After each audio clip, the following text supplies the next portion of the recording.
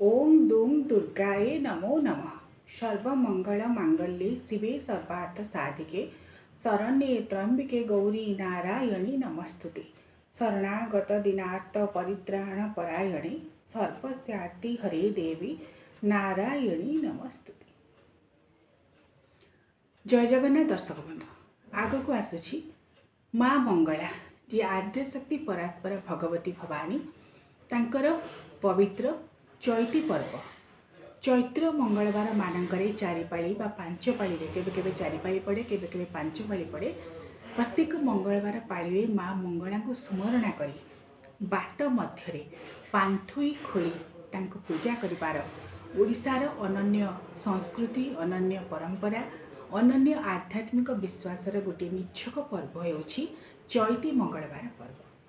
तेबे आज आसतु ये भिडियोटी आम आलोचना करबा माँ मंगलांकर सही पवित्र चैती पर्व संपर्क में केउ नियम केउ पूजा विधि रे आपण माने माँ मंगलांकर एही चैती पर्व को पालन करेंगे से संपर्क में आसतु आलोचना करबा। तेबे कहीं पांथुई खोला जाए माँ मंगला जी स्वयं आद्यशक्ति स्वरूपा आमर ओडिशार प्रत्येकटी ग्राम रे माँ मंगला ग्राम देवी रूप में पूजा पाई आसुछंती कहीं केउ काल आपण मैंने देखिए प्रत्येक ग्रामर ग्रामदेवी होती माँ मंगला विविध नाम से अच्छा मात्र से मंगलांकर स्वरूपा एवं पूर्व काल रे जेहेतु हईजा बसंत विविध प्रकार रोग होता संक्रामक रोग एवं से संक्रामक रोगर उद्धार पाइबापी साधारण सहज सरल ग्रामवासी माने भावुले माँ मंगला को पूजा करी जदि आम पणा भोग समर्पण करवा ताहले माँ हमको सब विपदर रक्षा करेंगे। ग्रामर रक्षापी निजर रक्षापी निजर समाजर परिवार रक्षापी माँ मंगला को सेमाने स्मरण करुले एवं पणा भोग करते से चैती पणा चैत्र मासरे माँ मंगला को जो पणा भोग समर्पित हुए से चैती पणा पर्वर ही यही पांथुई ओषा बा पांथुई पर्वर आरंभ होइछि। आमे जानिछे माँ मंगलांकर मूर्ति को मंदिर मानक रखी आम विविध स्वरूप पूजा करुचे। काकड़पुर रे आम माँ मंगला जी अच्छा आमर प्रत्यक्ष देवी मूल देवी होउछंती सी माँ मंगला काकटपुर तांकरी विविध स्वरूप को आम ग्राम मानक पूजा करुचे। वर्तमान सहर मानक पांथुई पूजा विशेष भाव प्रचलित होबार लगी। तेबे पांथुई अर्थात कौन जेपरी बाटरे जी जाए ताको आम कही था बाटोई सेपरी बाट मध्य जो गात गोटे खोल जाए माँ मंगला को से गात मध्य गुआटी रखी सुमरणा करा जाए ताहाको कहा जाए पांथुई। सेतिपई जदि आपण माने चैत्र मंगलवार मानकरे माँ मंगलांकर पूजा करने को चाहूँगी जोठारे आपण रहुचंती ग्राम रे हो बा सहर रे हो गोटे पांथुई खोलिबे। चैत्र मंगलवार ओषार सबुठार स्वतंत्र विधि हेउछि पांथुई खोलिकी पांथुई माध्यम माँ मंगला को पूजा करा जाए। वर्षर अनेक समय आम जितेबाला पूजा करूँ माँ मंगलांकर चित्रपट पूजा करूँ मूर्ति पूजा करूँ गुआ रखी पूजा करूँ। मात्र चैत्र मंगलवार मानक जो चारिपाली केबे केबे पांचपाली मध्य पड़े से समय बाट मध्य अर्थात घर बाहर बेले बेले तीन छकी जो पूजा करा जाए माँ मंगलांकर तांत्रिक पद्धति अनेक ग्राम मानक से परंपरा प्रचलित अच्छी। माँ शक्ति उपासना तीन छकी करा जाए सेहीपरि बाट मध्य अर्थात घर बाहर पांथुईटे खोलिबे गातटे खोलिबे से गात गोलाकार होइथिबो त्रिकोणाकार होई परिबो वर्गाकार मध्य होई परिबो। गातटे खोलिबे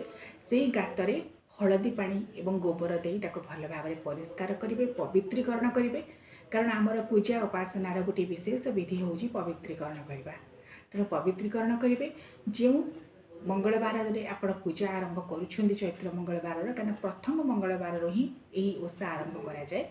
ता पूर्व दिन पांथुई खोलिथिबे ताको भल भाव धोईदेवे जो दिन पूजा करुछंदी ताको आउ थरे भल भाव धोईदेवे सुखईदेवे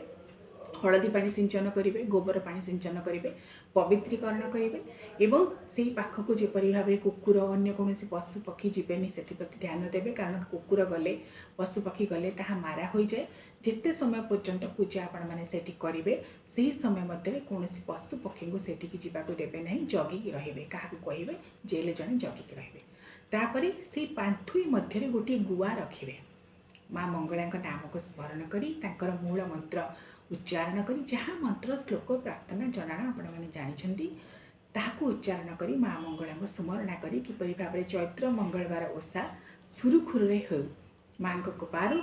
से कथा को चिंतन करी पांथोई मध्य चैत्र मंगलवार प्रथम पाली जो पाली आप आरंभ करुँच प्रत्येकटी पाली गुआ रखिए गुआ को भल भाव में हलदी पानी में धोईदेवे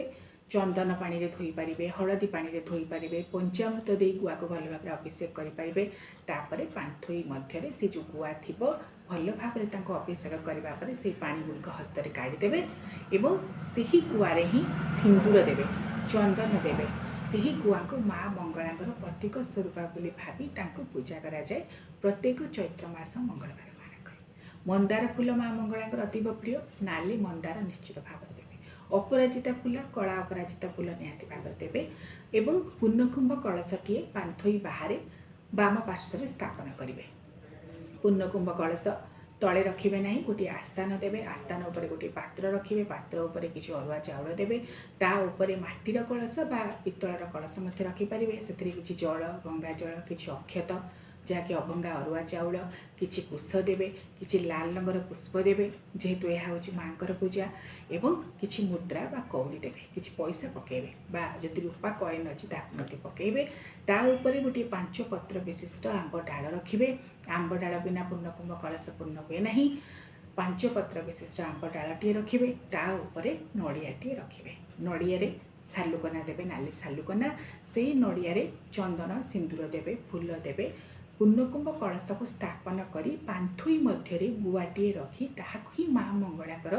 स्वरूपा बोली भावी चैत्र मंगलवार मानक पूजा करेंगे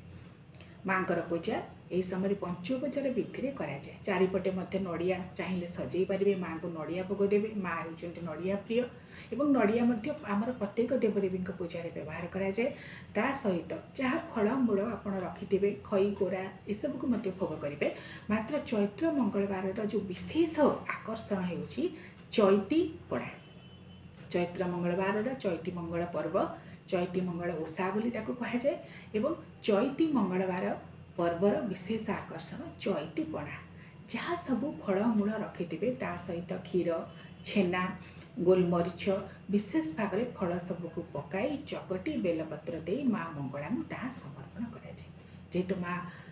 मंगला होती आद्यशक्ति परात्परा भगवती देवी दुर्गांकर अन्यतम स्वरूपा स्वयं भवानी तेणु बेलपत्र दे माँ मंगलांकर पूजा कराए त्रिशाखा बेलपत्र जहाँ खंडित हो न माँ मंगला को स्मरण करी शिव पार्वती को स्मरण करी से बेलपत्र दे चैती पणा ताकू प्रस्तुत करेंगे से चैती पणा को माँ मंगलांकर गुआ जो रखिथे जो पांथोई मध्य गात मध्य माँ मंगलांकर गुआ रखिथे सेठी ही से पणा को ढालिबे विश्वास करा जाए दर्शक बंधु जदि पांथोई मध्य चैत्र मंगलवार प्रत्येक मंगलवार पाड़ी आपड़ चैती पणा ढालिबे ताहले ताहा स्वयं माँ मंगला ग्रहण करते संतुष्ट होता कारण सी होती पणा प्रिया जदि चैती पणा समर्पण कराए प्रत्येक मंगलवार मानक ताले माँ विशेष भाव में संतुष्ट होता एवं जदि वर्षकर 12 मासरे आप 12 मंगला ओषा करमर आश्विन मसरे निशा मंगलवार ओषा पालन कराए संपर्क में वीडियो मुझे अपलोड कर मो चैनल आप चाहिए देखिपारे से समय माँ मंगला को पणा भोग कराए कारण जिते माँ मंगलाकर पर्व रही विशेष भाव में पणा समर्पण कराए मात्र चैत्र मंगलवार मानक जो पणा पांथोई मध्य विशेष भाव में जो पांथोई निर्माण कर समर्पण कराए ताकू चैती पणा बोली कहुए एवं ये चैती मासर जो विशेष आकर्षण माँ मंगलांकर पर्व जेहेतु चैती घोड़ा नाच कराए अनेक मंदिर मानक आप देखिए माँ मंगलांकर मंदिर सामने चैती घोड़ा नाच कराए तेणु चैत्र मास फगुण पर आसी जाए चैत्र ये हूँ वर्षर शेष मास बैशाख मास तापर आसी जाए आम पणा संक्रांति ठारू महाविश्व संक्रांति ठारू ओडिया नववर्ष आरंभ हो जाए तेणु वर्षर जेहेतु शेष मास माँ आद्यशक्ति भवानी मंगला को चैती पणा दे संतुष्ट कराए चैती घोड़ा नाच कराए विविध प्रकार जानी यात्रा मेला यह समय अनुष्ठित हुए